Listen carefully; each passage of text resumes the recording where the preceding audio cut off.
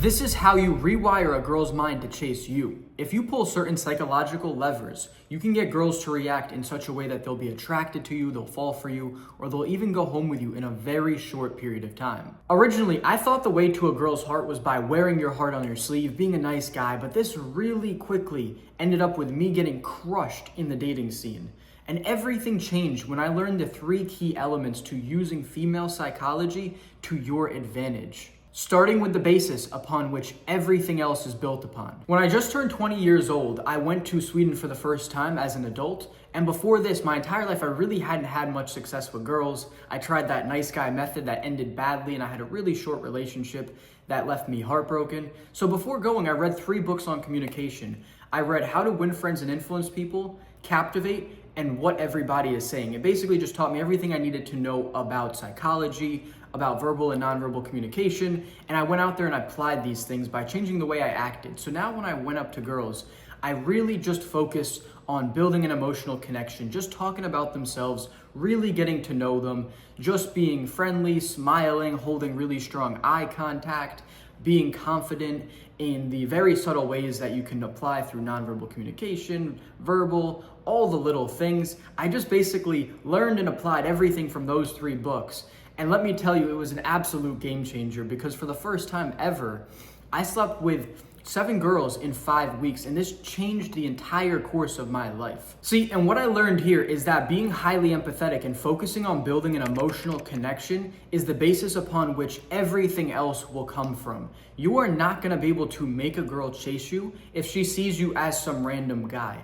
Of course, there's gonna be the exception where you're on the dance floor, you see a girl, you make eye contact, and you bring her home. I've done it plenty of times, but for the most part, 90% of the time, every single girl I've gotten with, it is because I focused on building an emotional connection. I took the time to get to know her. I built a lot of trust and rapport, and this is where the foundation is laid upon which everything else will be built upon. And this doesn't just work for me. This is something that my client started doing. He was not really knowing what to say within conversations, so he didn't know how to actually build a real connection.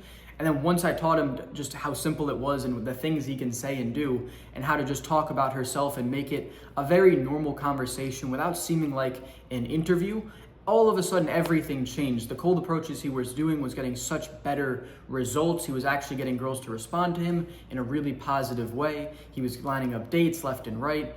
And if you want the same result, then you can check out the first link in the description and I can help you out as well. This first trick is so powerful, but messing it up will instantly turn a girl off. So I have a perfect example from about 2 summers ago when I was in Sweden. I set up a first date with a girl back at my place. So I picked her up, brought her back. On the way back, we had a great conversation. We continued to talk once we got back for a bit. Then we went on a jet ski ride. We did some cool tricks, jumped waves. It was fun, it was exciting. She really loved it. Then we showered off. She was in the shower feeling my chest, my abs. She loved my muscles. And then we quickly, went to the couch. Before that, we ended up having sex. It was some great sex. It was like a really good performance on my part. I've messed up plenty of times, but not this time. And and then right after that, I actually had other obligations. So the date ended there, like on that high. And the lesson here is that you want to really make the date exciting. You don't want to bore a girl. You want to use mystery and elusiveness to your advantage. See, the date that we went on, we established the first thing, which we talked about, was the emotional connection. We talked, we built rapport, we liked each other. That's the absolute basics. It needs to be done. Without doing this, nothing else will work. Then there was jet skiing, and it was exciting, and we were doing something adventurous, jumping waves, doing tricks, and that was really fun. Then we have great sex, and that's one thing a girl always likes because not everyone can perform. As I've said, I've messed up plenty of times in this journey myself. So I gave a great performance. And then we left on this high where now her imagination's running a little bit wild. She's, really excited about this new guy she just met who she developed an emotional connection with. She did something fun and exciting and she had great sex. Now she's waiting for the next thing. She's like, what is the next thing that we're gonna do? Whereas if you are boring or you overstay the welcome for too long and you just end up, making this interaction very comfortable and there's nothing exciting about it, this is gonna kill a lot of that attraction. And leaving on a high will make a girl wanna chase you so much more. It's so powerful if done right. And this is how you keep the chase alive in her mind forever. So 3 years ago, I was with my ex and we had a short relationship, but during this relationship, we spent about 90% of our time living together. And I was living with my parents, so she kind of just moved in with me. She would literally bring a suitcase and just stay for weeks at a time. And the thing is, during those stays, we would sometimes bicker and fight over the stupidest things. And a lot of the time we were kind of just hanging out like friends. And obviously we were having sex and all that, and it was great, but there was not much mysteriousness. There was not attraction on that next level. And the funny thing is, the few times that she would go home and stay away for, a couple of days, when we did see each other, it was so exciting. We built up so much attraction throughout that time. The little texting or FaceTimes we would do were actually really fun.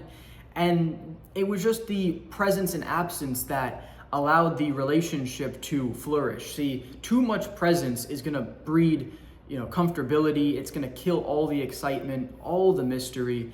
Obviously, you can't have nonstop absence, but a little bit of absence is going to be very, very powerful. From the previous story, leaving on a high and then having a period of absence where I was out doing things. I actually went to a neighboring city, partied with my friend, so I wasn't on my phone, I wasn't texting her much, and I slept in really late that next day. I had to catch the train. I had another thing to do, but then at like 7 o'clock, I texted her and I told her, let's hang out. And I got dropped off at her place at like 7, 8 o'clock and ended up spending the night there. And this is kind of that presence and absence. So, I had that presence. I left on that high. She's now, her imagination's running wild. I have a little bit of absence, but then I follow it up with presence, and I'm talking to her again, and she's excited for the next hangout. This is kind of the dynamic you want to create. See, if you use strategic presence and absence the right way, it will amplify your attraction so much, and a girl will want to chase you. But if you do what I did with my ex, and you're always present, you're always hanging out with each other, you're gonna kill a lot of that attraction that you could be building up, but you're not, because you're just trying to be comfortable and live with your girl and spend all your time with her. So this is so, so important. And this is the last point that we're gonna wrap up with. Just to recap, you need to build the emotional connection. That is where everything comes from, and is the key thing that, the foundation you need to lay. Without this, nothing else will work.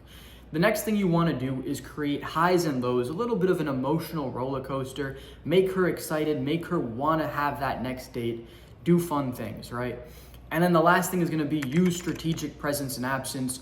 Don't be texting her all the time. Don't be FaceTiming her. You want time to miss the other person, to allow that attraction to build. These are the things that are going to create that mystery and keep the relationship alive over a long time, beyond just that first initial attraction phase.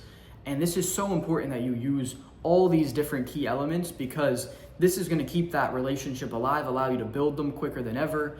And it is the game that I wish I knew when I was younger. So I hope you guys got some value out of this. If you want to become attractive to your dream girls, make sure you're subscribing to this channel, man, because I'm giving so much fire advice. I give it all away on here.